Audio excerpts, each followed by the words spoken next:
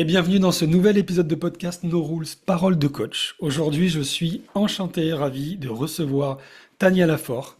Euh, Multiples casquettes. Je vais te laisser te présenter, mais avant, Ouais. ça me paraît hyper important de dire que bah, tu fais un peu beaucoup de choses. Tu es une entrepreneuse avant tout. Beaucoup dans le coaching. Tu as une école de formation. Tu as écrit un livre aussi. Et je suis tombé sur un post de toi parce que tu es très présente sur les réseaux sociaux également. Ouais. Je reviendrai après parce que ça m'a fait rire. Mais avant, plutôt que de faire une liste de tout ce que tu fais, le mieux c'est que je te laisse te présenter et je commence toujours le podcast par une question. Qui es-tu, Tania?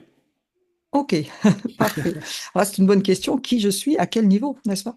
Eh oui. Alors, donc, si je me situe par rapport au professionnel et au niveau du coaching, je suis une ex-infirmière, comme quoi, vous voyez, ça mène à tout. Une ex-infirmière, je suis la directrice de l'école Formation Réa Active, située à Annecy, enfin proche d'Annecy, à Charanou. Hmm.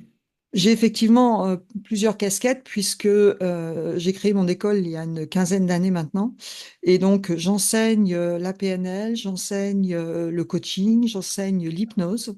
Donc, je suis un peu orientée aussi sur les professionnels de santé.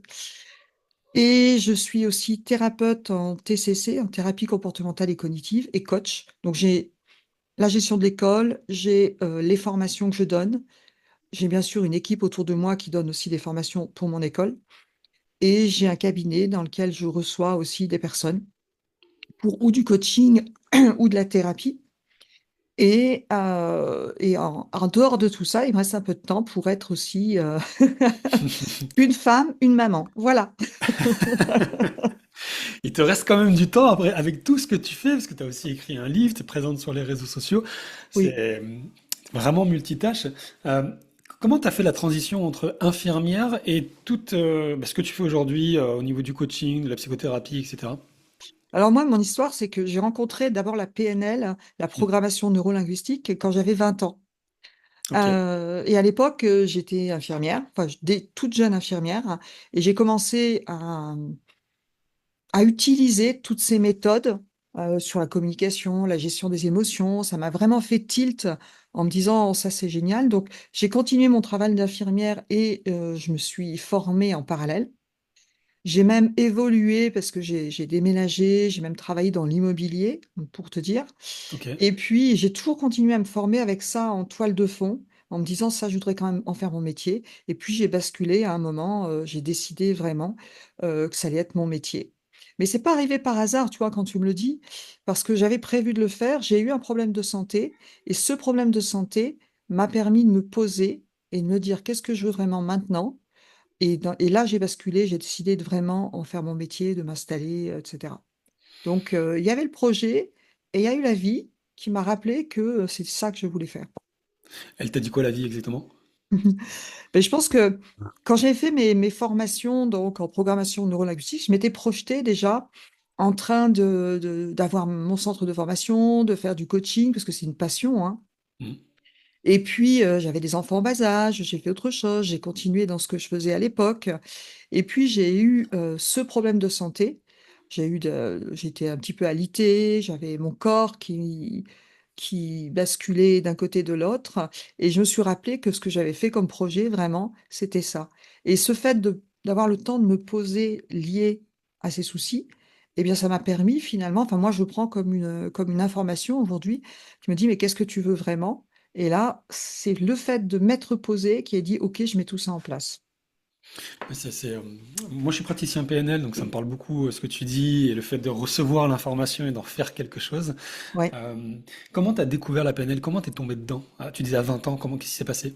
Alors, la PNL, j'ai découvert par l'intermédiaire d'un livre qui s'appelle Le pouvoir illimité, qui est assez connu, n'est-ce pas, Tony Robbins, bien d'Anthony sûr. Robbins. Eh oui. Et à l'époque, donc, j'étais même à l'école d'infirmière, ça m'a paru une évidence. Comme je suis très cartésienne, il y avait beaucoup de choses sur le cerveau. Le cerveau, je trouve ça Hmm. passionnant. Et je me suis dit, ah ouais, on peut vivre autrement, on peut faire autre chose.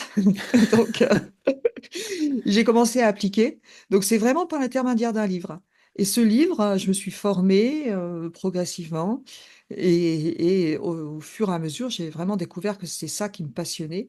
Et je me suis projetée dans la peau finalement de ma formatrice de l'époque.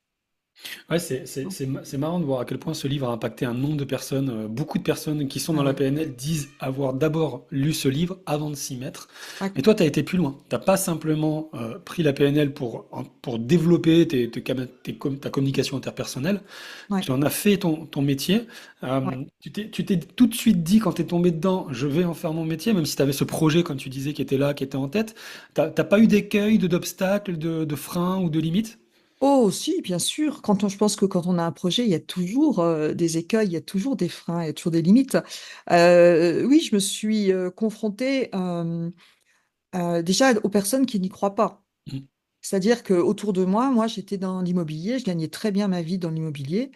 Et après avoir été infirmière, hein, j'ai Ouais. basculé, j'ai eu plusieurs métiers, hein. Je travaillais dans l'industrie pharmaceutique, je suis revenue après dans l'immobilier, comme quoi la flexibilité, ça mène à tout.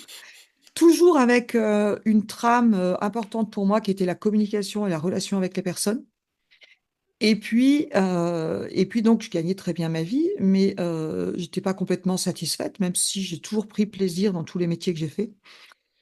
Et effectivement, bah, autour de soi, c'est quoi la PNL, n'est-ce pas? C'est pas Mhm. très toujours, le nom est pas forcément parlant. Et puis, est-ce que tu vas réussir? Et puis, en fait, je me suis aperçue qu'il y avait beaucoup de personnes qui projetaient leur propre peur Ouais. sur ça. Et là, j'étais déterminée, donc j'ai pas écouté, j'ai tracé ma route. Et voilà, donc c'était le plus gros frein. Puis après, quand on crée une société, quand on crée une structure, ben, et moi, j'ai toujours le besoin de sécurité. Voilà, une des valeurs fortes pour moi, c'est la sécurité. Et moi, ma sécurité, ça a toujours été, même quand j'étais seule avec ma fille, quand j'ai changé de métier, de dire je suis infirmière. Et comme je suis infirmière, je trouverai toujours du travail. Si demain j'ai un D'accord. problème, quoi qu'il fasse, quoi que je fasse, je trouverai toujours du travail. Ça, c'était important pour moi. Je pense que si j'avais pas eu ça, je ne sais pas comment j'aurais basculé, mais en tout cas, moi, c'était un pilier dans ma façon de fonctionner qui m'a permis de me dire, je me lance. Ah, c'est super intéressant pour ceux qui nous écoutent. Il y a cette forme de métamodèle où en fait la sécurité c'est quelque chose qui est fondamental pour toi et tu Ouais. t'es projeté en disant au pire, qu'est-ce qui se passe? Je retrouve cette sécurité dans mes compétences actuelles qui est infirmière. Voilà. En fait, j'ai toujours un plan B en fait dans ma façon de fonctionner. D'ailleurs, c'est marrant parce que j'avais vu une conférence du GIGN où il y a toujours un Ok. plan B et un plan C. Et effectivement, j'ai toujours ça. Et même dans ma façon de mener l'entreprise aujourd'hui, il y a toujours un plan B dans ma façon de fonctionner qui me permet d'aller de l'avant. C'est quoi Toujours ce aujourd'hui ton besoin plan de B? sécurité quelque part. Et c'est quoi Pardon? aujourd'hui ton plan B? Mon plan B, c'est que je, mon plan B par rapport à quoi? Aujourd'hui, alors je fais un bond en avant, on va revenir après sur tout ça, mais Ouais, c'est le sujet que tu évoques, ça m'a tout de suite interpellé ça. Par rapport à ta casquette d'entrepreneuse aujourd'hui et tes activités, si tout oui. s'écroulait, tu fais quoi? Si tout s'écroulait, eh bien, je me poserai et je recommencerai autre chose en tenant compte des événements. Hmm. Donc, je sais aussi sur quoi je peux m'appuyer. Aujourd'hui, c'est vrai que je suis assez connue et reconnue. Hmm. Donc, je sais sur qui je peux m'appuyer et je sais que il y a plein d'opportunités. Aujourd'hui, on travaille différemment. Tu vois, on peut travailler à distance, on peut Ouais. travailler. Donc, je suis pas inquiète parce que je me dis que quoi qu'il arrive, j'ai assez de potentiel et je rebondis autrement, tout Hmm. simplement.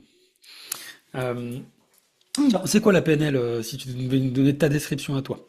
Alors, PNL veut dire programmation, pardon, neurolinguistique. C'est-à-dire que la PNL a été créée dans les années 70 par Grinder et Bandler, un étudiant à l'époque en psychologie et un linguiste. Et donc, ces deux personnes ont décidé d'observer l'excellence humaine. C'est-à-dire qu'il y avait des gens de talent dans l'accompagnement, notamment dans les thérapies, et ils ont décidé d'étudier comment ces personnes s'y prenaient pour avoir de si bons résultats. Donc, ils ont mis en place un processus qu'on appelle la modélisation. Et donc, ils ont observé d'abord des grands thérapeutes comme Milton Erickson avec l'hypnose ericksonienne, comme l'analyse transactionnelle, Fritz Perls, euh, la Gestalt, bref.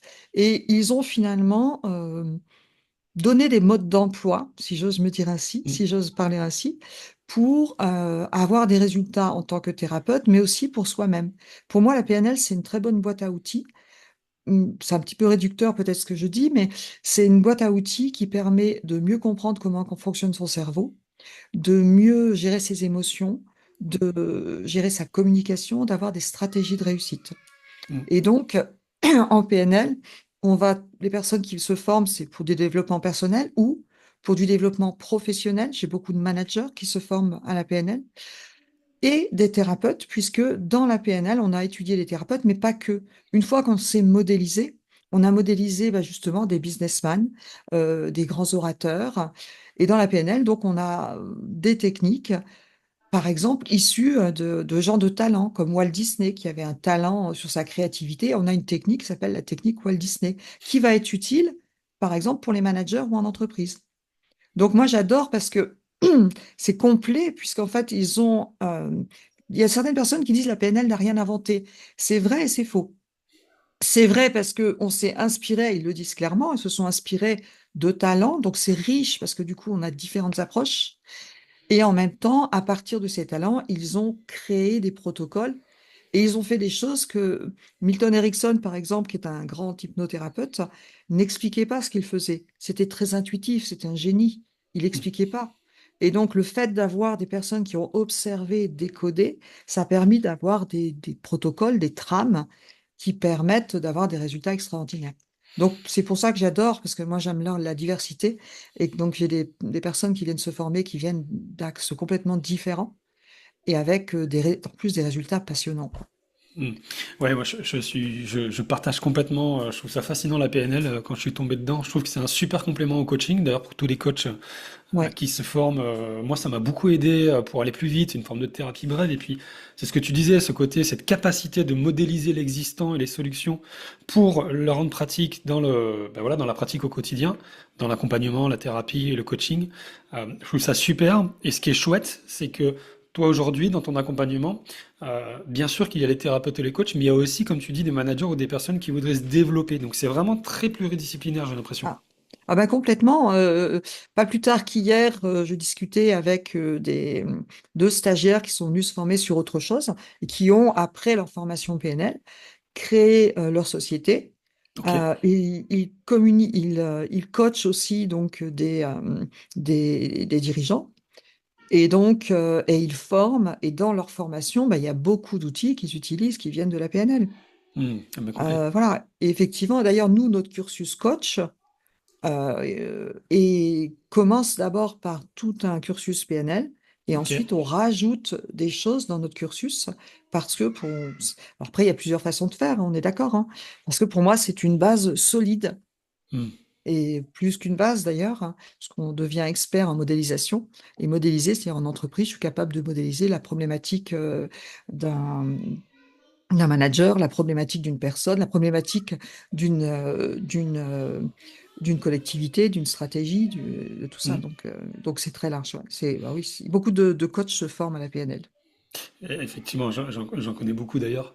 Avant de te poser des questions sur ton école, je suis tombé sur une publication que tu as faite sur Instagram qui m'a fait sourire sur 10 choses sur toi. Il y a deux choses qui ont retenu mon attention.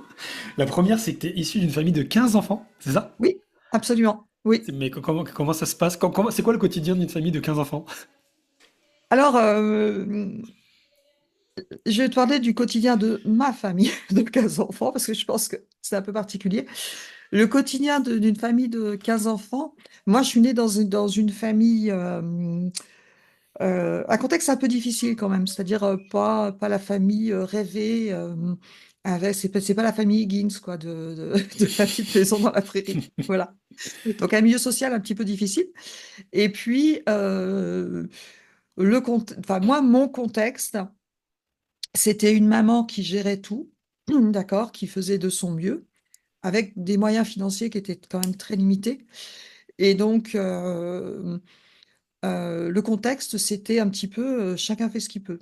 Voilà. Hmm. C'était, voilà. Après, il y a une vie de famille, il y a une ambiance, il y a une petite maison avec beaucoup de monde à l'intérieur.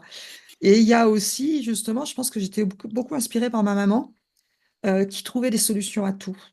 J'ai Hmm. jamais été inquiète. On avait un niveau social très bas, hein. Mon père travaillait pas, mon père était malade. Et donc, Et donc, mais je pense que ma mère m'a beaucoup inspirée parce que j'étais jamais inquiète parce que je savais qu'elle trouvait toujours des solutions. Ah, ça revient cet J'ai aspect jamais été solution. d'anxiété à dire bah, comment on va faire demain, par exemple, financièrement, parce elle trouvait toujours des solutions. Et ça, je pense que j'ai beaucoup appris en modélisant, justement. Ouais, c'est ce que j'allais dire, c'est que quelque Ouais, part, ouais. c'est ce que tu retrouves aujourd'hui dans ton quotidien Ah, professionnel. exactement. C'est qu'il y a toujours une solution, il y a toujours. Et puis, je fais confiance beaucoup aussi à l'avenir. Mm. Il y a une confiance à ce qui se passe. Et je pense que ça m'a beaucoup inspiré, en fait. D'ailleurs, par rapport à ça, tu dis aussi que tu crois que tu rencontres toujours les bonnes personnes. Oui. Ça veut dire quoi? Eh bien, j'ai effectivement on sait qu'on est au niveau des croyances et que nos croyances influencent nos comportements. Et moi, je pense que les croyances influencent aussi plus que ça les gens qu'on rencontre. Et donc, ça fait partie de mes convictions, hein. Mm. J'ai pas de preuves scientifiques, je vais même le dire, mais ça fait partie de mes convictions. Oui, j'ai l'impression que j'ai une bonne étoile et que je suis toujours au bon endroit et que j'ai l'art de rencontrer des gens, en tout cas, intéressants, passionnants et qui vont dans le sens. Et je pense que quand on sait ce qu'on veut, on le sait, quand on connaît en coaching, on fait des omissions sur beaucoup de choses. Notre cerveau fait des omissions, des généralisations, des distorsions. Et quand on sait ce qu'on veut, on va plus facilement repérer les gens qui nous correspondent en termes d'énergie, en termes de valeur. Et donc, on va plus facilement s'entourer aussi de personnes qui vous tirent vers le haut, à mon avis. Ouais. Je suis complètement d'accord et moi j'aime bien parler aussi de cette forme d'extrasensorialité ou de sensibilité d'ailleurs qui fait Oui, qu'on est tellement connecté à soi que quand on rencontre des personnes, on arrive à ressentir ce qui vibre ou pas et du coup inconsciemment ou consciemment on peut faire un tri aussi comme ça. Et je trouve que c'est une sacrée force hein, et surtout dans le milieu d'entrepreneuriat où on est amené à rencontrer beaucoup de personnes, oui. j'imagine que ça doit bien t'aider. Je pense que oui, oui, je pense que c'est une force et je pense qu'au-delà, il faut même savoir s'entourer de personnes enfin, de personnes qui vous tirent vers le haut, qui sont dans une dynamique, dans la même dynamique, ça c'est sûr.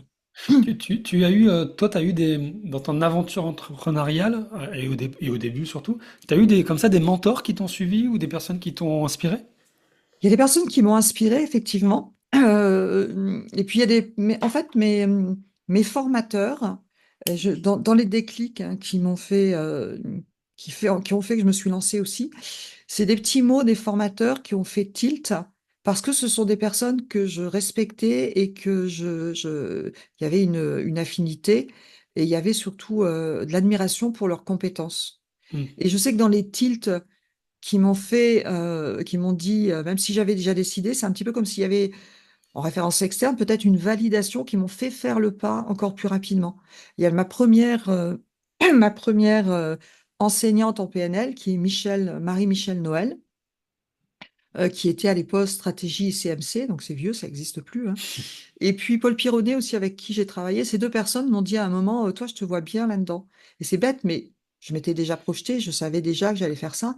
Mais le fait d'avoir entendu deux personnes compétentes et que j'estimais avoir l'entendre dire, je pense que ça m'a aidé. J'ai en plus des personnes quand même influentes. Oui, Je pense notamment à Paul Pironnet, mais il est certain que ça doit aider dans la construction de cette nouvelle identité que tu voulais devenir voilà, et être. tout à fait. Je pense qu'il faut savoir aussi entendre les messages. Mais ce qui est bien, c'est que j'ai plutôt sélectionné les messages qui allaient dans mon sens, bien Hmm. entendu, que toutes les personnes qui m'ont dit, oh là là, mais tu vas jamais y arriver, c'est trop difficile de vivre de ce métier. Tu te rends compte où tu te lances, pourquoi tu restes pas, tu gagnes très bien ta vie là dans l'immobilier, etc., etc. Tu vois, donc faut aussi Euh, savoir. les fameuses peurs, on Et les a tous, hein. voilà, tout à fait, ouais, ouais. Revenons-en justement à la création de cette école de formation dont tu es la directrice, Réactive, si je dis bien le nom. Réa Euh, active, ouais, Réactive, pardon. Et ça me parle bien parce que vivant à Annecy, c'est une école qui est très connue, très réputée dans le coin, donc c'est pour ça que ça me ouais, faisait plaisir aussi de t'avoir. bien sûr. Euh, bah, raconte-nous comment ça s'est passé, l'histoire un peu de cette école et puis ce que vous faites aujourd'hui. Alors, Réa active.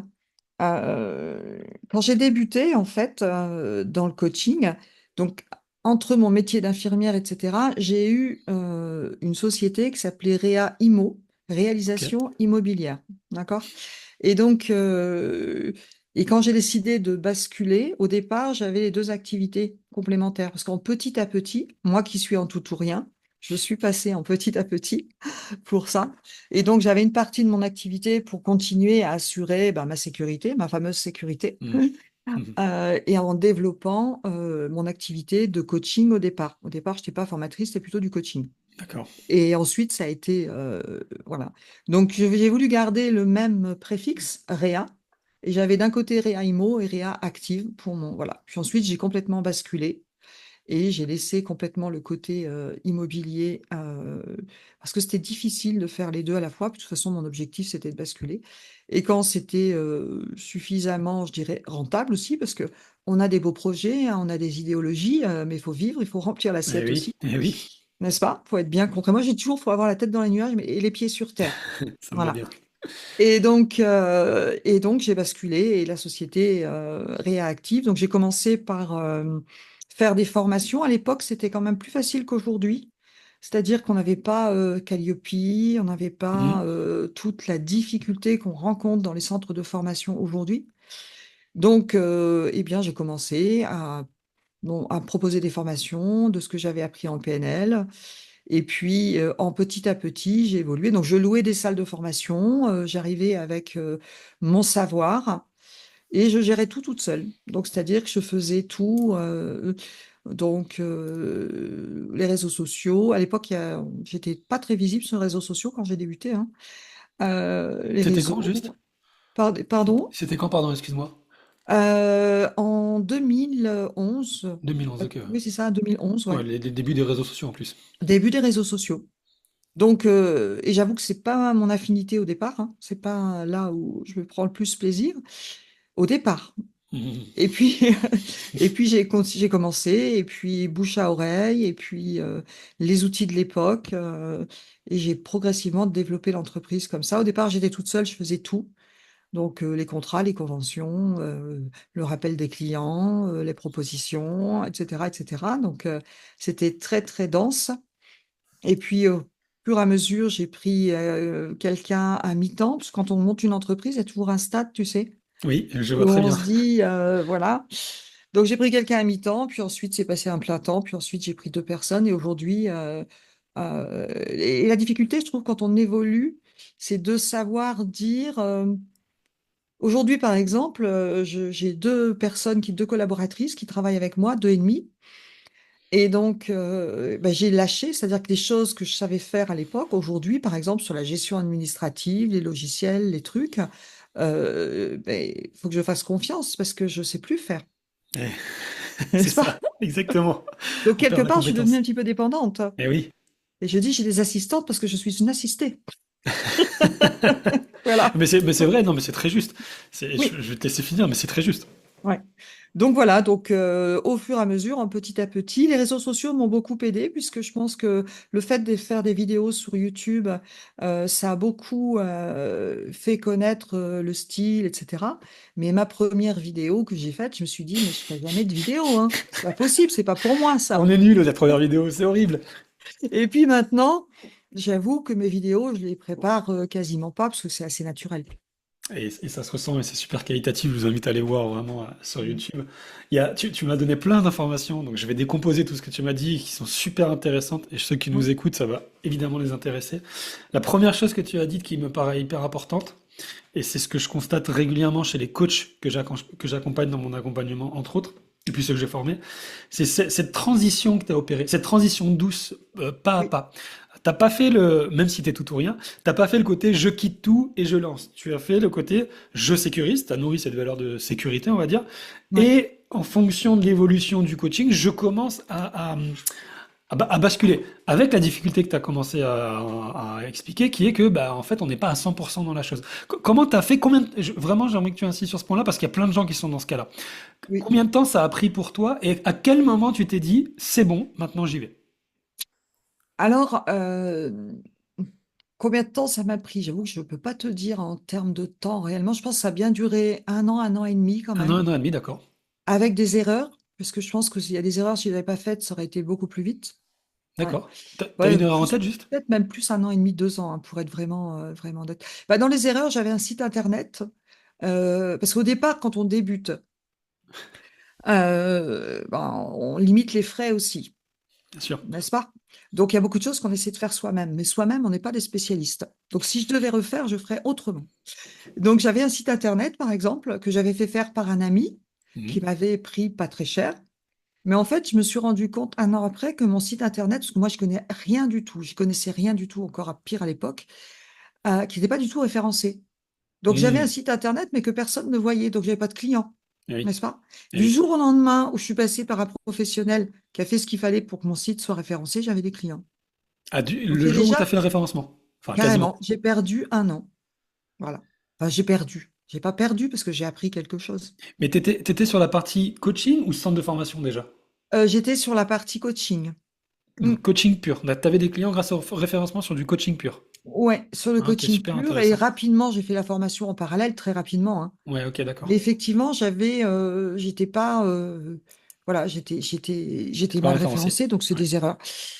Donc après, et j'ai commencé vraiment à basculer. Alors là, en me disant que j'avais pas assez de temps Hmm. pour faire les deux correctement.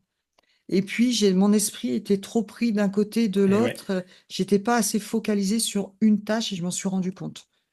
Ouais. Donc là, comme j'avais cumulé des revenus avec mon activité d'immobilier, Ok. j'ai j'avais une sécurité pour prendre un peu d'avance. Ouais. Voilà. Et du coup, c'est là où j'ai basculé. Ouais, et du coup, j'imagine que tu t'es dit, au pire, ça marche pas, il y a toujours le côté infirmière ou je reviens dans l'immobilier, ce fameux plan B que Toujours, tu disais. toujours. J'ai toujours un plan B. Ouais. Euh, Et je pense que ouais, ça sécurise et que c'est quand je vois, moi aussi, je sais pas ton expérience, hmm. mais je vois aussi des gens qui réussissent et ceux qui n'arrivent pas forcément à aboutir. Souvent, ceux qui réussissent mettent, vont plutôt en petit à petit et souvent ont effectivement cette sécurité derrière. Ouais, Souvent, j'en sais rien, hein, j'ai l'impression. c'est un vrai sujet que tu évoques. Mm. Je pense comme toujours, d'ailleurs c'est un peu le titre du podcast, c'est qu'il n'y a pas de règle. Je pense que chaque méthode, chaque contexte peut bénéficier à certaines personnes parce qu'il y a aussi des comportements différents. Moi Oui, par exemple, je sais que je passe beaucoup à l'action et que pour beaucoup passer à l'action, j'ai besoin d'être focalisé. Donc je suis un peu le tout ou rien que tu disais. Donc voilà, ouais. moi c'est comme ça que c'est passé. D'ailleurs j'ai tout quitté, j'ai lancé. Bon, j'ai de la chance, ça a marché. Mais effectivement, on retrouve beaucoup de personnes qui sont dans cette forme de transition douce, de petit pas par petit pas, comme tu l'as fait, Ouais. avec une sécurisation derrière, parce que ça permet d'avoir l'esprit libre. Et en même temps, de l'autre côté, des fois, il y a des personnes qui ont besoin d'être un peu avec ce pied du mur. Eh ben, tout à fait, ça dépend de nos personnalités, ça dépend de beaucoup de C'est choses. ça. Et je te retrouve complètement quand tu dis il y a un moment, je me disais, mais je peux pas séparer mon cerveau en deux Ouais, c'est ça. activités, j'ai besoin de focaliser. Et ça a été vraiment la prise de décision aussi, peut-être plus que le revenu. Donc, je suis complètement d'accord avec ce que tu dis Hmm. aussi. J'aime bien le côté dire, parce que moi j'aime pas imposer des choses aux personnes que j'accompagne, je pense que ça doit être écologique, chacun son rythme, chacun sa manière de faire et d'être aligné, mais j'aime bien le côté de consolider certaines fondations, des bases, et puis à un moment donné d'y aller, quoi, de sauter le pas pour être vraiment focus, parce qu'on le sait, et toi plus qu'une autre, mais, et qu'un autre, mais d'être focalisé et de pas s'éparpiller, ça amène de la clarté, ça amène de l'action, et puis ça amène de la réussite beaucoup plus rapidement, quoi. Oui, complètement, ah, complètement. Et ça, c'est le risque, beaucoup, c'est le risque de s'éparpiller. Surtout que quand on débute, enfin, je pense, là, je fais une généralisation, en tout cas en ce qui me concerne, on n'est pas si clair que ça. Non, non, C'est-à-dire qu'on jamais. sait qu'on veut faire du coaching, mais Exactement. pour avoir une cible précise, moi, j'ai aussi perdu un petit peu de temps parce que j'étais pas, peut-être pas assez précise.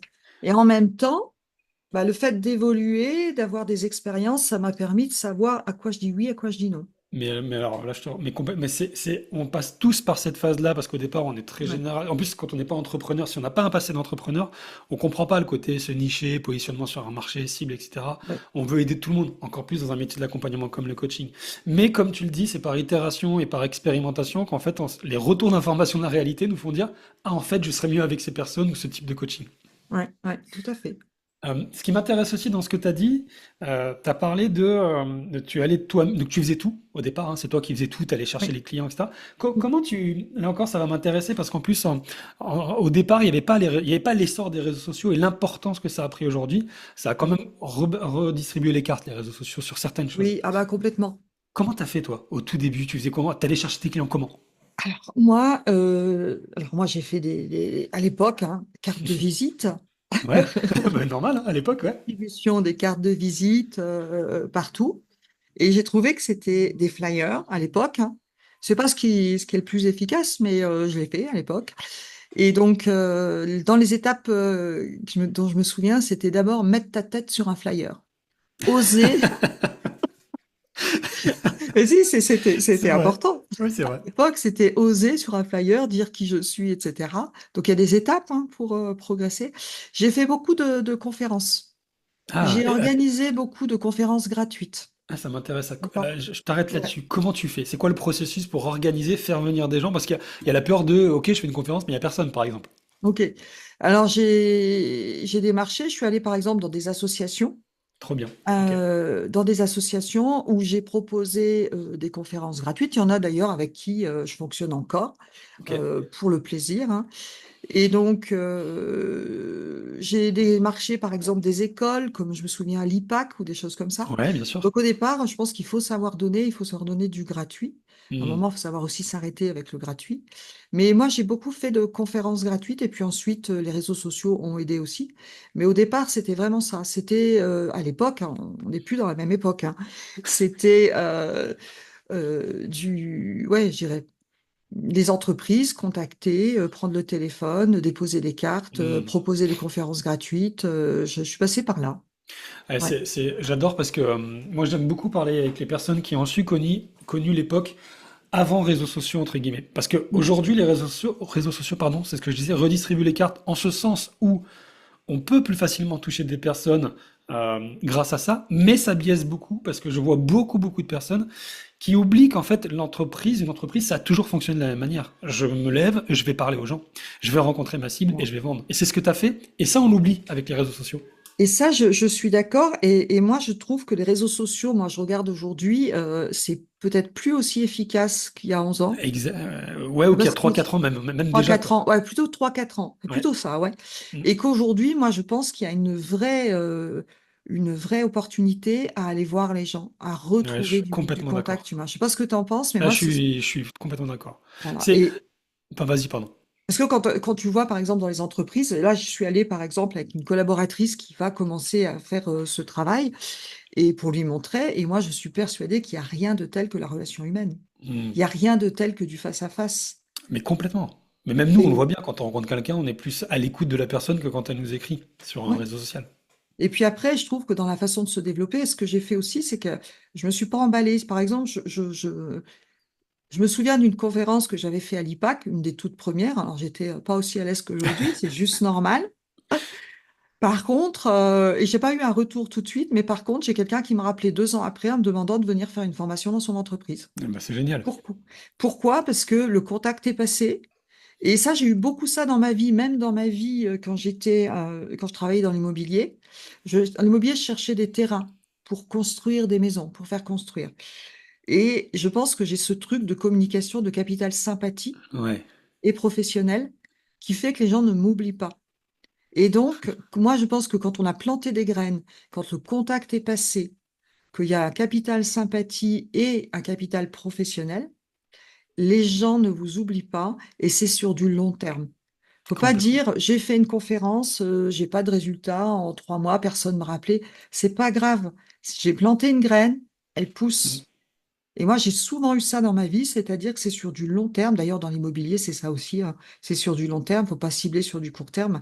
La qualité sur du long terme et la qualité aussi relationnelle Ouais. fait que au bout d'un moment, on récolte. C'est très très juste. C'est notamment cet effet cumulé, les Ouais. graines, l'analogie des graines que tu prends que j'adore. Cet effet cumulé qui fait que l'accumulation des actions donne un résultat futur, mais pas forcément immédiat. Et souvent dans l'entrepreneuriat, ceux qui visent à long terme sont ceux qui durent plus que ceux qui visent à court terme. Et évidemment, les réseaux sociaux encouragent l'immédiateté. Et je reviens sur ce que tu as dit, parce que là, il y a énormément d'informations hyper intéressantes. La première, ce qui est de dire que effectivement, les réseaux sociaux, c'est important et c'est un peu la toile de fond. On doit tout le temps être là-dessus pour être visible, etc. Mais ça n'empêche pas qu'on va créer du lien comme tu Oui. l'as fait. Oui, Et, complètement. Je pense qu'il faut vraiment créer du lien. Et aujourd'hui, alors, moi, je pense que là, on voit une différence sur les réseaux sociaux. Je sais pas si tu hmm, vois, mais ces quatre ouais, cinq ans, là, s'il y a vraiment une différence. C'est plus complètement. aussi efficace qu'avant. Non? Et je pense que peut-être que les gens sont complètement blasés parce qu'on voit de tout Oui, et de bien rien. sûr, bien sûr. Et que bah, recréer du lien. c'est super important. Et même C'est, le c'est, contact direct, à mon avis.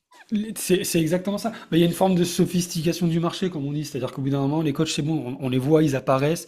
Le démarchage prospection par les réseaux sociaux se fait de plus en plus, et c'est très bien. Mais du coup, il faut savoir le faire de manière de plus en plus intelligente, plus personnalisée, etc. Et Ouais. ceux-ci, qui sont des actions pour moi fondamentales, hein, quand on se lance au démarrage, etc., ne doivent pas forcément exclure l'aspect aller créer du lien. Et puis moi, j'adore ce que tu as fait. Et c'est quelque chose que je recommande à tous les coachs qui se lancent. C'est audacieux, hein, c'est très audacieux, mais Ouais. d'aller solliciter des associations, il y a des réseaux d'entrepreneurs notamment ou autres, pour proposer des conférences et donner du gratuit, comme tu as dit, pour savoir Oui. recevoir derrière, Oui. c'est essentiel, c'est audacieux, mais ça paye et on le voit, ça a été au départ, c'était ton canal d'acquisition en fait. Ah bah complètement. Moi, c'est vraiment, c'était vraiment ça, hein. Et qu'est-ce Et encore aujourd'hui, tu vois, aujourd'hui, je fais régulièrement des conférences gratuites. Hmm. Et j'ai fait, avec le Covid, on a développé en ligne, n'est-ce Ouais, pas? bien sûr. Maintenant, on fait les deux. Ok. Mais je vois très bien que les gens qui viennent me voir ici, qui viennent dans le centre ou qui me voient en live sur des conférences, je réponds à leurs questions. Bah, c'est quand même la personnalité qui ressort, hein, et le professionnalisme toujours. Eh Hmm. bien, donc les gens, s'ils hésitent un peu, tu vois, à se former ou à se faire coacher, eh bien, c'est là où ça bascule. Et je Ouais. trouve ça chouette. Moi, si j'investis dans une formation, j'aime bien voir qui va me former. Mais c'est sûr. Et Et c'est puis le plus feeling. facile de voir la personne en live, de l'entendre parler, de répondre à des questions. On voit beaucoup plus de choses. On voit le caractère, on voit un petit peu le style de la personne. Et moi, je trouve que, enfin, voilà, moi, je continue à faire ça. Ouais, mais qu'est-ce que tu dirais, parce que tu disais que tu as ce capital sympathie, on sent que tu travailles beaucoup sur tes croyances, pour ton identité, tes comportements. Qu'est-ce que tu dirais aux personnes des femmes par exemple, pourquoi pas, parce qu'elles sont souvent soumises au Ouais. syndrome de l'imposteur, qui se diraient, ouais, d'accord, c'est bien, mais moi, je suis pas aussi à l'aise que Dania, je passe moins bien, j'en sais rien, j'ai des peurs. Qu'est-ce que tu dirais, comment t'as fait pour te lancer, quoi? Eh bien, dans le livre que j'ai écrit, justement, Surmonter le stress et l'anxiété, c'est ce que j'enseigne. Il y a deux façons, enfin, éviter de faire, ça va renforcer ta peur. Ouais, c'est La, vrai. la peur, même les phobies, se renforcent par l'évitement Mm. ou je me jette dans un truc sans préparation. Ça, Mm. c'est les deux critères qui vont faire que tu auras de plus en plus peur. Très juste. Ouais. Eh bien, faut y aller. Ouais. Faut y aller avec en étant, et moi, mon astuce, c'est que les gens qui n'osent pas, par exemple, parler en public ou qui n'osent pas y aller, ils sont trop focalisés sur eux. Leur problème, c'est qu'est-ce qu'on va penser de moi. Mm. Alors, ben moi, je pense pas ce qu'on va penser de moi. Je me dis qu'est-ce que j'apporte aux autres. Mm. Ouais, c'est Et bien ça. j'oublie ce qu'on peut penser de moi. Là, je pense que le plus gros frein dans la vie, c'est la peur du regard des autres. Et je suis d'accord avec toi. Je Voilà. partage. Et là, il y a quelque chose qui m'a beaucoup aidé, c'est que j'ai fait du théâtre, amateur, bien sûr, hein, Mm. mais ça m'a beaucoup aidé, puisque quand je faisais du théâtre amateur, eh bien, le fait d'être ridicule sur scène, je me suis dit, non, mais si là, je peux faire ça, je peux tout faire, hein. Ça, c'est vrai que c'est une bonne méthode aussi. Le ridicule ne tue pas. Ouais. Moi, personnellement, ça fait 58 ans que ça dure. Et donc, ça ne tue pas. Par contre, ça va apprendre beaucoup à dépasser ses peurs. Ouais, moi, Ouais. c'est un credo qui me tient particulièrement à cœur parce que je travaille beaucoup sur la peur d'échouer pour la transformer vraiment en joie d'expérimenter, comme je dis, mais avec le passage à l'action. C'est ce que tu dis. Passer à l'action, allez vous confronter à la réalité. Cette réalité nous renvoie tellement d'informations que derrière, cette confiance va être générée. Et puis, ce que tu dis aussi, quelque part, sans vouloir tout contrôler, maîtriser, préparer, mais juste au moins savoir un petit peu peut-être des points clés dans ce que l'on va dire. Donc, je parle de la prise de parole et la conférence, mais voilà, ce côté préparation que tu dis aussi qui est pas anodin quand même, pour rassurer. Je pense que surtout quand on débute, le côté préparation. Bon, après, moi, j'ai un caractère, je suis mode option, hein, en PNL. Souvent, tous les gens qui me connaissent le savent bien. C'est toujours, souvent, je prépare des choses et puis après, quand j'arrive, je fais autre chose. Mais c'est pas grave. Parce que le fait Oui. d'avoir préparé, j'y réfléchis et après, je suis plutôt dans la relation en live. Hmm. Je m'adapte aux gens. Enfin, je suis vraiment tri sur l'autre, c'est-à-dire beaucoup focalisé plus sur les autres que sur moi. Hmm. La Que tu leur question, c'est apportes. pas, la question, c'est pas qu'est-ce qu'on va penser de moi. Alors, si je commence à me dire ça, c'est foutu. Bah oui, parce que t'es pas dans la tête des gens en plus. Bah, d'abord, je suis pas dans la tête des gens, puis voilà. Ma question, c'est de quoi ils ont besoin, qui ils Hmm. sont. Ouais, Et je pense que si, quand on est dans une démarche entrepreneuriale, c'est qui ils sont, de quoi ils ont besoin. ouais, je suis d'accord. Et le fait d'être tri sur l'autre, tourné vers les autres, En tout cas, moi, c'est ma façon. Puis en plus, je suis assez généreuse, je dirais, dans mes informations. Je leur donne peut-être parfois même beaucoup trop.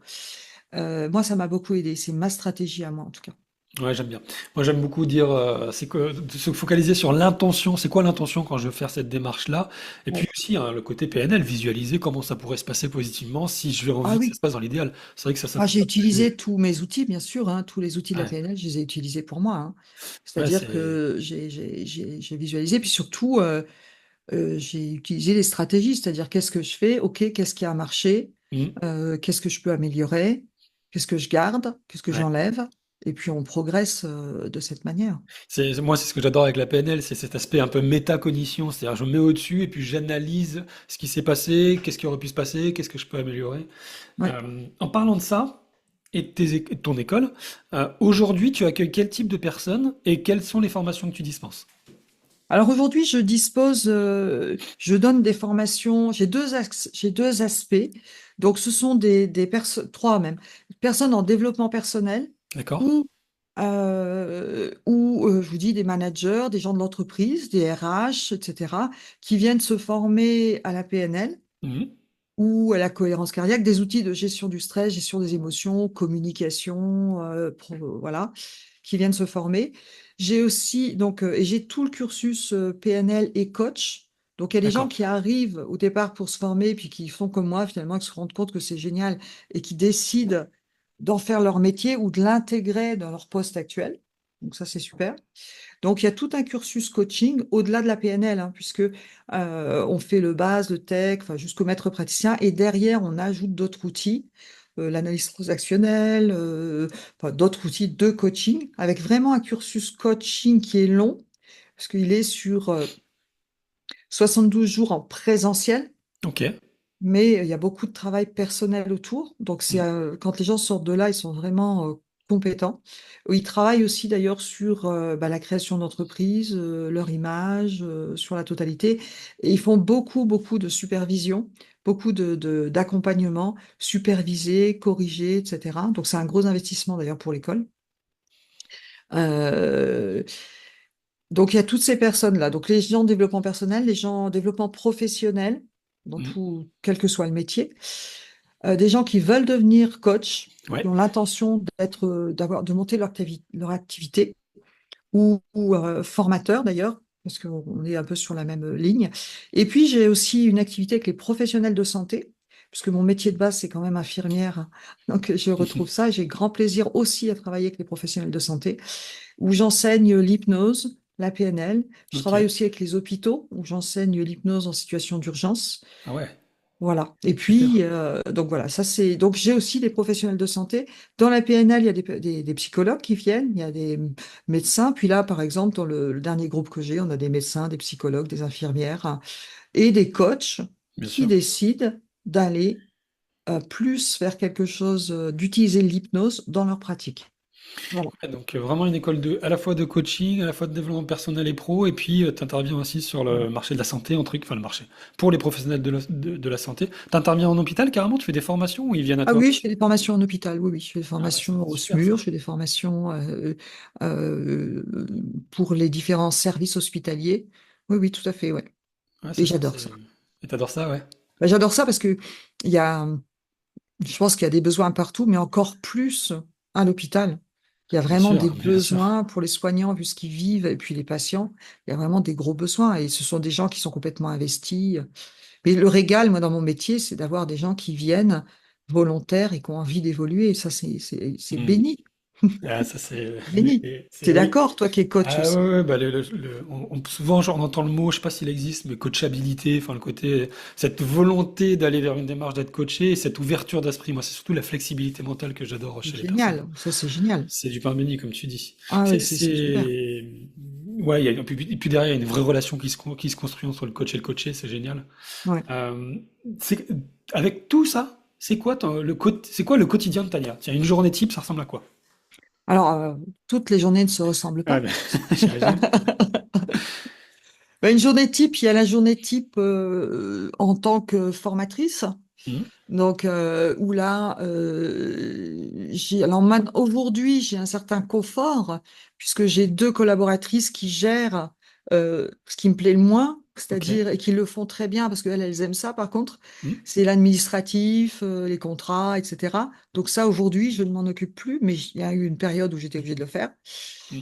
Donc aujourd'hui, ma journée de formatrice, et j'ai la chance d'avoir des locaux Ouais. aussi. Parce qu'avant, j'arrivais, ma journée de formatrice, c'est que j'arrivais avec mes croissants, mon café, parce que j'ai toujours le côté un peu mère nourricière, n'est-ce pas? Aujourd'hui, bah, tout est prêt dans ma structure, donc c'est parfait. Donc j'ai eu beaucoup de chance. Donc aujourd'hui, j'arrive, je regarde qui est là en formation, j'accueille, j'anime, je m'adapte aux personnes. Entre deux, comme j'ai la chance d'être dans mon centre de formation avec mes collaboratrices, entre deux, je vais régler deux, trois trucs avec elles sur quand elles ont besoin de moi ou s'il y a des situations à régler. Hmm. C'est-à-dire quand les stagiaires sont en exercice, je prends 5 minutes pour aller les voir, voir si elles ont besoin de moi ou pas. Je continue avec les stagiaires. Donc ça, c'est ma journée. Et il y a toujours cette question de remise en question pour améliorer les choses. Ouais. C'est toujours, que ce soit dans la formation, que ce soit avec mon équipe, etc. Donc ça, c'est la journée de formation type. Et il y a toujours il faut que les gens soient bien. C'est-à-dire qu'il y a toujours des cafés, il y a toujours des petits croissants, il y a toujours. Je fais attention à ce que, c'est bête, hein, mais au confort des stagiaires, à la propreté, y compris pour mon équipe, et on a vraiment les mêmes valeurs là-dessus. Donc ça, c'est vraiment important pour moi. Après, il y a la journée plus chef d'entreprise, où là, eh bien, c'est toujours aller voir si mes collaboratrices, pareil, si ça roule pour elles, si elles ont ce qu'il faut, si elles ont des besoins. On échange. Même si c'est moi qui décide à la fin sur les axes de développement, par exemple, j'ai besoin, on échange vraiment à trois ou quatre d'ailleurs, pour savoir qu'est-ce que vous en pensez, vous, avantages, inconvénients, parce que je considère qu'on travaille beaucoup mieux à plusieurs cerveaux. Ouais, bien sûr. Et d'ailleurs, dans mes axes aussi de développement, j'ai toujours travaillé en partenariat avec d'autres. J'ai besoin d'échanger. Hmm. Je travaillais en partenariat avec Paul Pironnet, j'ai travaillé en partenariat avec Agapé. Là, sur l'hypnose, je travaille en partenariat avec la FNH. J'ai toujours, et j'ai besoin de ça, parce que j'ai Hmm. besoin d'échanger mes idées. J'ai Ouais. besoin de voir la vie des autres, de me remettre en question. J'ai besoin de ça tout le temps. Donc, il y a beaucoup de management aussi. Puis après, dans toutes les équipes, le management, c'est du management. Il y a parfois des avis différents, voire des tensions, des choses à régler.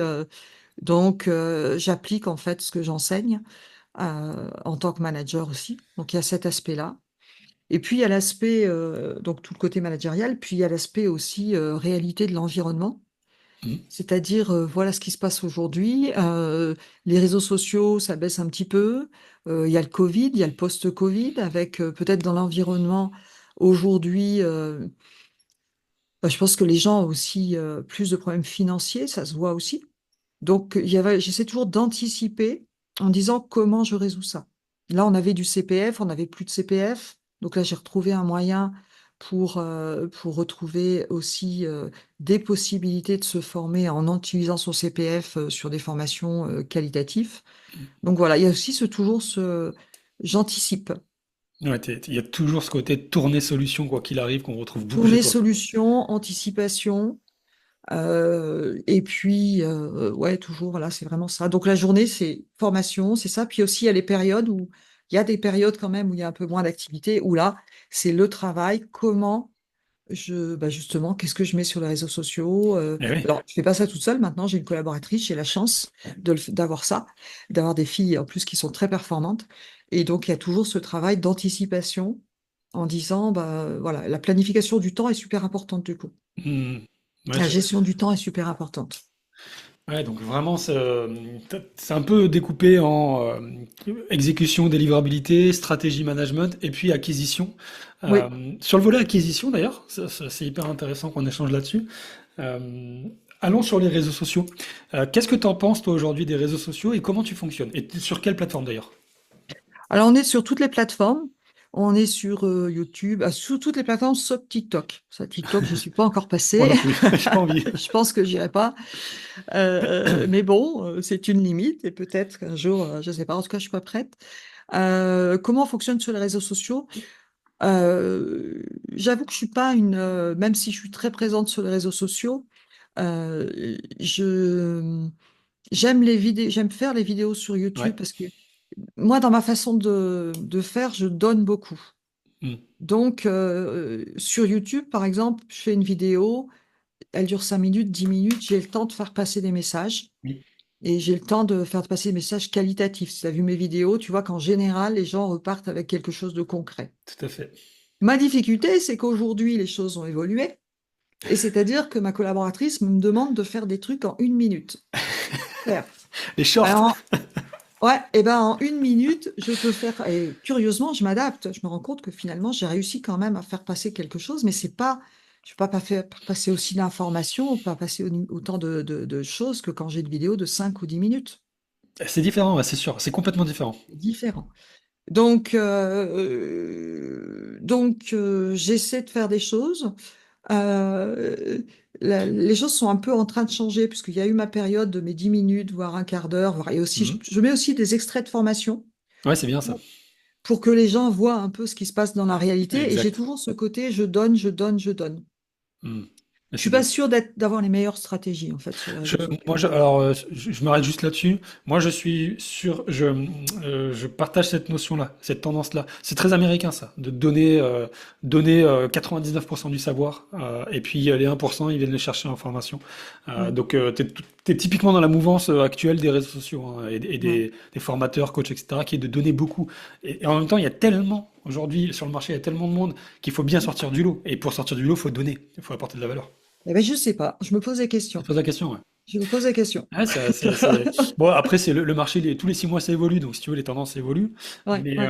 en tout cas, sur la vidéo, tu es sur YouTube et donc les shorts, j'ai compris plutôt Instagram. C'est effectivement deux choses différentes, hein. Il y en a un qui va plus capter l'attention pour avoir de l'audience et l'autre qui va être plus qualitatif, qui va mieux permettre de vendre, à savoir les vidéos YouTube. Tu Mm. as une super chaîne YouTube, tu as plus de 23 000 abonnés. Ça fait combien de temps que tu as la chaîne YouTube? Bah, j'ai commencé, je crois, en 2012, quelque chose comme ça. Ouais, Donc mais ça voilà, fait, ouais. ça prend du temps aussi, faut se Ça le prend dire, du hein. temps, oui, oui, ça prend du temps. Ça, faut Mais se le YouTube dire. m'a beaucoup apporté, hein. C'est Ah, bien vraiment les sûr. vidéos YouTube qui ont déclenché des gens qui viennent me voir en me disant, je veux que ce soit vous la Ben, formatrice, bien je vous sûr. ai vu sur YouTube. Donc ça, c'est intéressant, parce Ouais. qu'il y a même des gens qui me croisent dans la rue, qui me reconnaissent, ça c'est drôle, j'ai l'impression d'être une star. Mais tu es une star. Non, mais ouais, YouTube, je le recommande aux coachs. C'est pas facile, c'est difficile. Moi-même, j'ai du mal à vraiment entériner cette plateforme-là. Mais pour autant, je trouve que c'est un gros vecteur d'acquisition client. Tu es sur LinkedIn également, j'ai vu? Oui, tout à fait. Alors plus récemment, parce que LinkedIn, on n'a pas, c'était différent. Puis LinkedIn, ça a beaucoup changé, LinkedIn, hein. Oui, Moi, bien sûr. LinkedIn de 2011, c'était vraiment des choses des articles, des choses plus professionnelles, je dirais. Aujourd'hui, moi, j'ai l'impression que LinkedIn, c'est devenu Facebook, quoi. Ça devient Facebook, bien sûr. Hein, C'est on est d'accord, effectivement. hein. Ah oui, bien sûr. Par contre, oui, oui, oui, oui, on est aussi sur LinkedIn, ouais, tout à fait. Et on essaie de développer, parce que je pense qu'aujourd'hui, c'est un axe important, Oui, je oui, voilà, pense. Je sais moi pas ce que tu LinkedIn en c'est penses, toi, dans ton mon. Moi, expérience, mais je suis très présent sur LinkedIn, j'essaie un peu partout aussi pareil, mais je trouve que LinkedIn enfin, pour moi c'est mon canal d'acquisition prioritaire, c'est là-dessus que je ouais. fonctionne le mieux. Ça fait 3 ans que je suis dessus, donc je commence à comprendre quelques codes. Mais toi, je comprends que c'est vraiment l'aspect YouTube qui te permet aujourd'hui d'attirer un max de monde, hein, parmi les Oui, tout à plateformes. fait.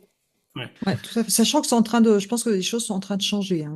On est dans de la mouvance sans arrêt sur les réseaux tout le temps, sociaux, ouais. ça change tous les 6 mois, hein, on est d'accord. Ouais, tout le temps. Mais jusqu'aujourd'hui, ça a été beaucoup ça.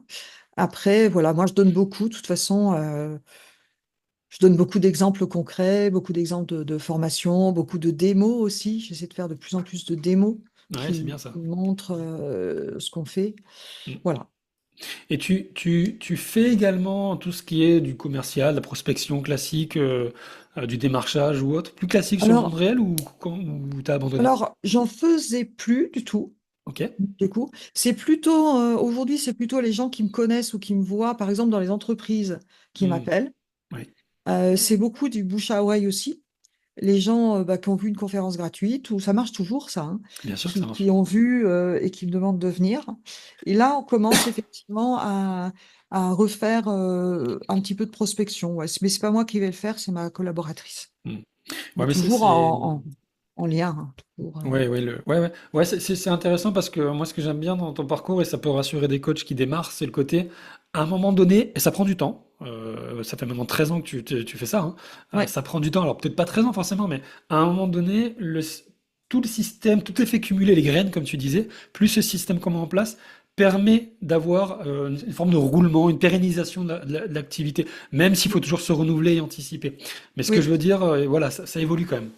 oui, oui, tout à fait. Moi, je crois beaucoup à ça, à la pérennité. Si on garde la qualité, si on C'est est ça. toujours actif, voilà, il faut. Ouais, moi, je crois beaucoup faut vraiment travailler sur du long terme.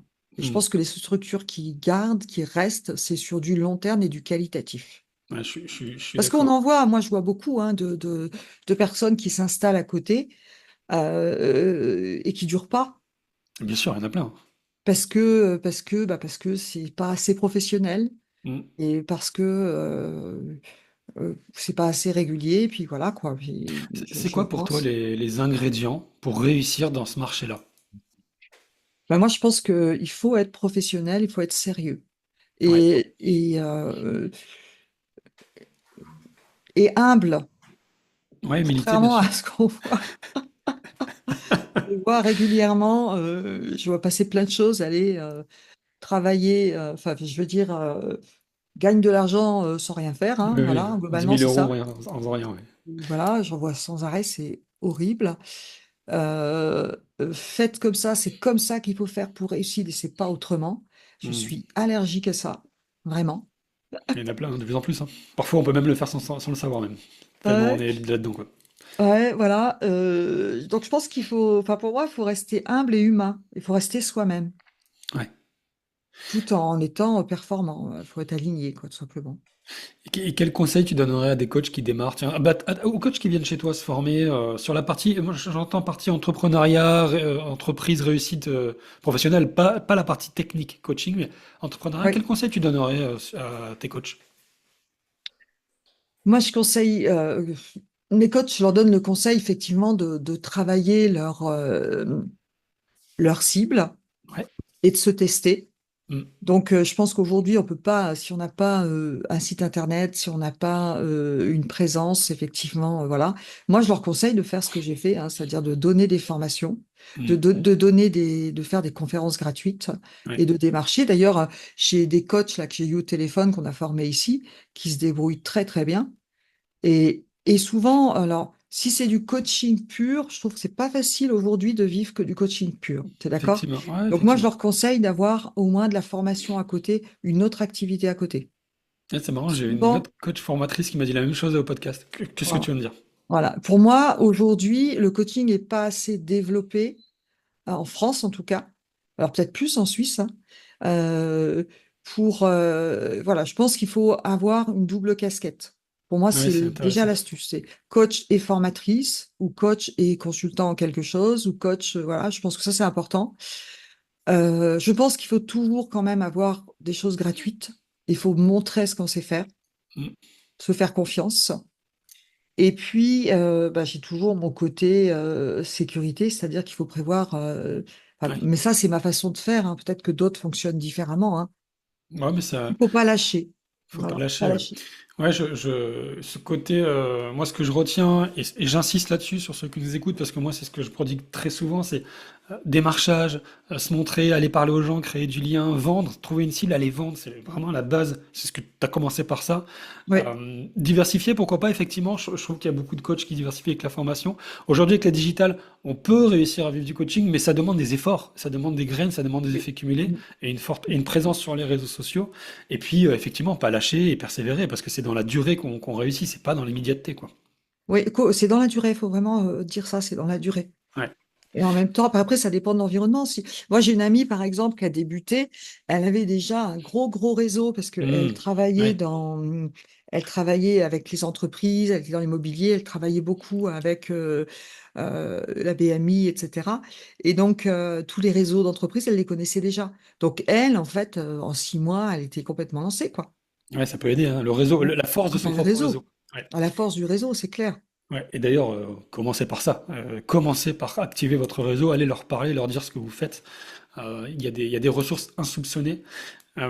Oui, Tu disais, dernière question par rapport à tout ça, tu disais que tu es beaucoup dans l'anticipation. dans Oui. l'action, etc. Du coup, c'est quoi tes enjeux futurs pour toi? Mes enjeux futurs, là, bon, Ouais, actuellement, ouais, là. comment tu vois la suite? Alors, pour la suite, je trouve qu'on est dans une période un petit peu particulière. Et j'avoue que, enfin, moi, la suite, dans l'idéal, ce serait de continuer à développer tout ça, Ouais. tout ce qui se fait là. Euh, moi, moi, je suis ce que je dis en plaisantant parfois, je suis en fin de vie professionnelle. Non, c'est pas vrai. C'est dur. Et en début de dégradation. C'est ça quand tu tombes. Non, je plaisante. Moi, la suite pour moi, c'est de continuer à développer tout ça, de continuer à travailler avec mes collaboratrices qui bossent super bien. C'est de continuer dans ce sens-là, puis peut-être encore plus développer le côté soignant. Parce Hmm. que, voilà, le côté, parce qu'il y a des gros besoins, gros besoins, beaucoup de souffrance dans les hôpitaux, au niveau des soignants, etc. Et c'est ça que j'ai envie de faire. Et dans mon idéal, c'est peut-être d'évoluer différemment, c'est-à-dire j'ai déjà une très bonne équipe, hein. J'ai une 15 personnes avec qui je travaille en confiance, qui forment, etc. Donc j'ai une super équipe. Et c'est peut-être de prendre moi un peu plus de distance Hmm. pour aller, euh, pour aller travailler, mais différemment. Peut-être plus à distance, de façon différente. Voilà, je suis en train de... Moi, j'aime bien le changement aussi, Ouais, n'est-ce pas? je vois ça. Aujourd'hui, tu fais que du présentiel? Vous n'avez pas de distanciel? Ici, on a aussi du distanciel. On a D'accord, aussi ouais. du distanciel et ce que j'aime aussi dans mon développement, je crois que ça c'est utile aussi, c'est que les gens qui se forment chez moi, je leur donne des opportunités. D'accord. C'est-à-dire qu'il y a beaucoup de formateurs de chez moi qui ont été formés ici. Ouais, c'est chouette ça. Voilà, et vraiment, j'ai voilà, j'essaie d'aider les gens et de faire confiance. Et je sais plus pourquoi je disais ça, j'ai dû perdre le fil. Non, mais tu étais sur ton développement personnel, enfin, à toi, le changement, que tu Ouais, aimes le ouais. changement et que tu aimes bien, effectivement, aider les personnes qui viennent se former chez toi, si tu peux. Ouais, tout à fait. Et le développement, ce serait ça, ce serait un peu aussi de continuer. Et puis moi, je me forme toujours, j'adore me former. Ouais. J'apprends toujours. Là, je vais me former encore. Là, on va faire des gros événements sur l'hypnose, etc. J'adore, moi, j'apprends tout le temps. Moi, ma valeur apprendre, c'est tout le temps. Si j'apprends pas, je meurs. Donc, C'est, donc c'est- je continue toujours à me former, toujours à apprendre, toujours. Et en fonction de ce que j'apprends, bah, ça me donne envie de développer encore d'autres choses. c'est quoi la dernière chose que tu as appris et qui t'a vraiment, t'as une prise de conscience ou t'as vraiment apprécié? Dans les formations que j'ai apprises, j'ai travaillé avec Teresa Robles. Enfin, j'ai D'accord. vu la formation de Teresa Robles, qui va venir d'ailleurs sur Annecy bientôt. C'est une grande hypnothérapeute mexicaine. C'est une dame qui a 10 ans, Ok. qui est une référence et qui a créé le centre Milton Erickson, donc d'hypnose sur Mexico. Chouette. Et, euh, et j'ai beaucoup apprécié son travail, qui est aussi quelque chose qui travaille avec beaucoup plus de spiritualité. Ah, ok. Voilà. On l'a pas Et évoqué ça. donc, ben, je trouve que c'est très intéressant de travailler plus sur l'intuition aussi. Alors qu'en PNL, il n'y a pas d'intuition. On est très carré, hein, enfin, il n'y a pas Protocole. d'intuition.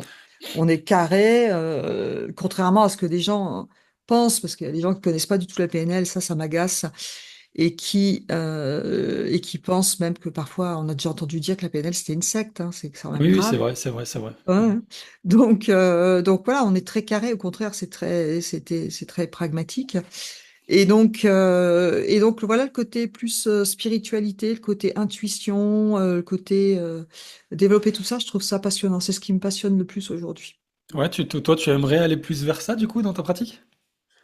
Je vais déjà Tu y beaucoup vas vers déjà, ok. ça en plus, mais oui, je pense qu'il y a des choses à faire. Je pense qu'il y a des choses à faire à ce niveau-là, tout en restant les pieds sur terre. J'y tiens. Le fameux, oui, cartésienne, comme tu disais. Tout cartésien, les pieds sur terre. Mais je pense qu'il y a des choses à développer à ce niveau-là. Ouais. Ouais, Ouais, c'est sûr, ouais. ouais, Ouais, bah écoute, plein d'enjeux du coup pour la suite, ouais, ouais. notamment du côté du marché, enfin du soin en tout cas, Mm, et avec mm. l'aspect hypnose qui est présent chez toi, on n'a pas beaucoup parlé, mais tu Oui, l'as beaucoup beaucoup. dit quand même. Ouais. Tu pratiques beaucoup, et puis j'ai l'impression que c'est comme ça aussi que tu aides les infirmiers, médecins, etc. Oui, et même en coaching, c'est pour ça que, pareil, l'hypnose, enfin, quand je coach quelqu'un, Ouais, il y a les techniques de coaching et l'hypnose est utilisée en coaching. Bien sûr, ouais, bien C'est-à-dire qu'on sûr. va donc c'est super intéressant. Puis une fois que si je fais du coaching en entreprise, une fois que la personne elle était avec moi, ben, c'est moi qui sais ce que j'utilise comme outil. Et d'ailleurs, en parlant de ça, juste là-dessus, avant de terminer sur deux, trois questions très rapides, le Ouais. coaching, tu coaches qui, comment ça se passe si on veut te solliciter en tant que coach? En tant que coach, alors il y a le coaching privé, donc j'ai mon cabinet au niveau du centre de du formation d'ailleurs, et puis simplement on m'appelle et voilà, je me prends des séances simplement, et je coach aussi en entreprise. Donc j'ai D'accord. aussi du coaching de dirigeants. Voilà. Ok, coaching J'ai une dirigeant. activité de coaching et une activité de thérapie. Et thérapie aussi, ouais, c'est vraiment Ouais. multicasquette. L'avantage, alors ça c'est pareil, je trouve que si on fait du coaching en entreprise, on n'a pas besoin de la casquette thérapie. D'accord? Hmm. Si on fait du coaching, comme certains développent des cabinets de coaching personnel, c'est super intéressant et pour moi c'est indispensable d'avoir au moins des données de psychothérapie. Ouais, D'accord. Au moins ça, c'est pour ça qu'on a une formation nous en ligne de psychothérapie, d'accord. pour au moins être capable de dire ça je prends pas. Exactement, ouais. C'est pas, si je sens qu'il y a quelque chose et je suis pas sûre d'être compétent pour le faire. Et pour moi, ça, tous les coachs devraient avoir un minimum de données. On ne devient pas psychothérapeute ni psychiatre avec une formation de psycho, on est d'accord. Mais d'avoir quelques antennes. Hmm. Et puis surtout, c'est si moi je pense qu'il y a quelque chose derrière, je fais vérifier. Et Ouais, mais je suis voilà. d'accord. Aspect trauma, trouble de stress post-traumatique, tout ça, c'est important de Oui, savoir oui, le oui, distinguer, oui. le Et dissocier. ça, c'est super important. Pour moi, c'est super important. Ouais. Ouais. C'est hyper intéressant. J'aime beaucoup ce côté multicasquette, à la fois d'un point de vue très opérationnel que tu as, psychothérapie, coaching, formation, hypnose, PNL, etc. Et à la fois dans tes casquettes d'entrepreneuse que tu as avec le centre, donc tu as la direction, tes Ouais. coachings, tes formations, le livre que tu as écrit, les conférences que tu fais. Enfin, on sent qu'il y a tout un panel derrière toi, les réseaux sociaux sur Ouais. lesquels tu es présente. Évidemment, tout ça c'est construit. Il faut le rappeler. Si je le rappelle aux auditeurs et auditrices qui se demanderaient, oh là là, mais c'est insurmontable. Moi, je commence, je vais jamais atteindre tout ça. Ça prend du temps, pierre par pierre, graine par graine. Mais bravo pour tout ça. Et effectivement, aujourd'hui, du côté d'Annecy, tu es une référence et c'est pour ça que j'ai vraiment plaisir à t'accueillir. Je te pose deux, trois questions pêle-mêle comme ça, qui sont des questions, Ouais. tu veux dire, non, questions rapides, réponses rapides. C'est quand la dernière fois que tu as pleuré? Ça suffit, ça. La dernière fois que j'ai pleuré, quand est-ce que j'ai pleuré la dernière fois? Eh bien, un moment, alors c'est personnel, hein, on y va? Ouais, ouais, on y va, c'est le but. Parce que on a beau être coach, on a beau être formateur, on a beau avoir des belles images sur les réseaux sociaux, etc. On est aussi des êtres humains, n'est-ce Mm, pas? tout à fait. Avec des choses qui ne sont pas réglées, des douleurs. Et je pense que la dernière fois que j'ai pleuré, j'ai une fille qui finit sa période d'adolescente, c'est un vrai bonheur, que j'adore. Et la dernière fois que j'ai pleuré, c'est que la relation était pas top. Et je me suis Ouais, dit, mince, euh, et alors là, c'est très bête, hein. Il faudrait pas qu'il m'arrive quelque chose parce que, euh, parce que la relation étant pas top, après, elle le regretterait. ouais. Toujours rentrer sur les autres en disant quelles conséquences ça pourrait avoir. Mais oui, et parce que parfois, on a des coups de blues, et j'ai des coups de blues comme tout le monde. Je suis pas Mm, Wonder Woman. Et je pense que, voilà, ça fait mm. partie des choses, ouais. De Ouais, temps en temps. c'est un peu, j'aime bien poser cette question parce que c'est important de montrer aussi de la vulnérabilité qui pour moi est une valeur importante et pour soi et pour les autres qui nous écoutent et Ouais. puisque c'est la vraie vie et puisque même et c'est pas parce qu'on est dans le métier du coaching et du développement personnel qu'on n'a pas nos erreurs, nos lacunes, nos difficultés, on a les quotas aussi, hein. Et complètement, et moi je me fais accompagner, moi j'ai beaucoup travaillé sur Ouais, moi et de temps en temps je me fais superviser ah, sur de c'est la chouette, thérapie et quand je sens que j'ai besoin, c'est-à-dire que j'applique ce que je dis aux autres, c'est-à-dire moi je le fais, ça m'arrive de me faire accompagner, puisque très malgré tous important, les ouais. outils, un regard extérieur Toujours. et des personnes qui vont vous mettre le truc en face du visage, hein, ça fait du bien. Et oui, mais ça c'est on a tous nos angles morts, c'est bien d'avoir quelqu'un qui nous les montre. Exactement, exactement. C'est quand la dernière fois que t'as ri et t'as pas le droit de dire là maintenant dans le podcast, hein. La dernière fois que j'ai ri et que j'ai pas le droit de, que j'ai pas compris. T'as pas le droit de dire là maintenant, bah là j'ai ri dans le Ah, podcast. j'ai pas le droit de dire maintenant. La dernière fois que j'ai ri, ben, c'est hier. Ok, Hier, en formation, parce que je m'amuse beaucoup dans mes c'est bien formations, ça. avec une stagiaire qui est assez âgée et qui quand elle fait de l'hypnose, elle dit, bah, moi, de toute façon, j'écoute pas ce qu'on me dit, je fais ce que je veux.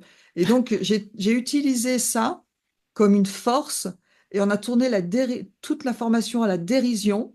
Ça a été un petit peu, pas mon bouc émissaire parce que elle était contente et puis ça l'a amusé beaucoup.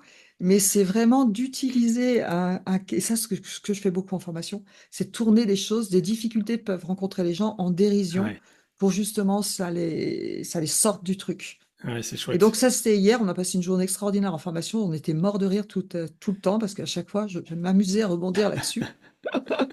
Et Ouais, c'est très sympa. j'aime bien l'humour et le rire. Je trouve que ça permet de créer de beaux ancrages. Dans Ah, la joie complètement. d'expérimenter, c'est chouette. C'est quoi la musique que t'écoutes quand ça va pas? Quand ça va pas, j'écoute de la musique régulièrement, hein, quand ça va et quand ça va pas. J'écoute plutôt des choses dynamiques. J'ai une D'accord. playlist avec des trucs dynamiques. Et d'ailleurs, dans mes formations, tous les jours, il y a une musique et puis on se remet en Hmm. forme, etc. Ça amuse beaucoup les gens, mais c'est stratégique aussi. Il y a Eh pas... oui. Donc musique, c'est plutôt des musiques dynamiques, des musiques actuelles, des musiques. J'aime beaucoup Hans Zimmer aussi, les musiques de Ouais, films j'adore, bien sûr, Hans qui Zimmer. sont super. On Excellent. va le voir en concert, c'est magnifique, je vous Ouais, recommande. C'est vraiment super, c'est un spectacle. Donc voilà, c'est Hans plutôt ce Zimmer. genre de. Ouais, j'adore. Très très bon choix. Celui qui a fait notamment Interstellar, entre autres, et tellement d'autres choses. Oui, absolument. Allez, un conseil lecture. Si tu devais donner un conseil lecture. Pour ceux Bah, qui nous écoutent. surmonter le stress et l'anxiété, Ah Tania bah Lafort. oui, de Tania Lafort. Voilà, ton livre, évidemment. Surmonter le stress et l'anxiété de Alors, Tania Lafort, je répète. non, non, je plaisante. Un conseil, donc si, ici, il est bien parce que du coup, il y a beaucoup de choses dedans et comme il y a des flashcodes avec des audios Hmm, guidés, etc. Il y a trop beaucoup bien. de gens qui apprécient beaucoup, mais plaisanterie à part, moi, je recommande. Alors, un conseil lecture dans quoi? Ah, Moi, c'est ce que tu veux. je recommande encore de temps en temps Le pouvoir illimité d'Anthony Bah, très Robbins bien. parce que je trouve qu'il est quand même d'actualité. Et sinon, pour les gens sinon, un livre que j'aime beaucoup aussi, qui m'a beaucoup apporté, c'est Faites vous-même votre 180. Je Ah, me j'en ai rappelle pas plus de de ça. l'auteur, j'ai Faites honte, vous-même. Ok. mais c'est vraiment de l'auto-observation sur les trucs, c'est du coaching, hein, qu'on se répète, les erreurs qu'on fait sans arrêt et qu'on le répète. Et l'auto-observation va permettre de dire, si je fais un truc là et que ça marche pas, bah, peut-être qu'il est temps maintenant de faire autre chose. Ouais, Voilà. c'est chouette. Ok. Ah bah, Donc on faites retient. vous-même votre 180, je le trouve très intéressant Moi, je aussi. connaissais pas. Voilà.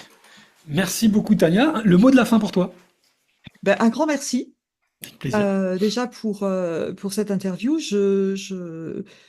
j'encourage tout le monde à faire, je veux dire, ce beau métier de coaching ou Hmm, de formateur parce qu'on se régale. c'est vrai. Et je dirais que tout est possible, sachant quand même que moi, le mot de la fin, c'est avoir des grands rêves Hmm.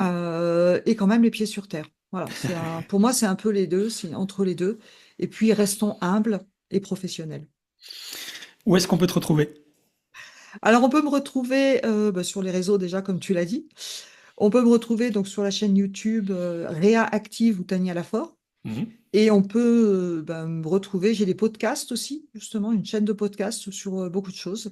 Ok. Et puis beaucoup de conférences gratuites. Donc sur le site Mieux Vivre PNL, on me retrouve aussi facilement. Et puis j'aurai plaisir à accueillir aussi sur LinkedIn, etc., répondre aux questions s'il y a des choses. Eh bien super, je mettrai évidemment toutes les ressources en lien dans l'épisode, vous pourrez aller voir. Un grand merci Tania, Non, non, j'ai merci. beaucoup apprécié cet échange, je trouve qu'il y a beaucoup d'énergie, il y a beaucoup de force, beaucoup de vitalité et beaucoup de plaisir dans ce que tu fais, et ça se ressent, ça se voit. Donc n'hésitez pas à contacter Tania si vous voulez la rejoindre à travers ses multiples activités. Et puis bah, je te souhaite une bonne continuation et une belle spiritualité pour la suite alors. Bah, super. Merci à toi. C'était un grand plaisir. Merci Tania. Merci. Bye bye.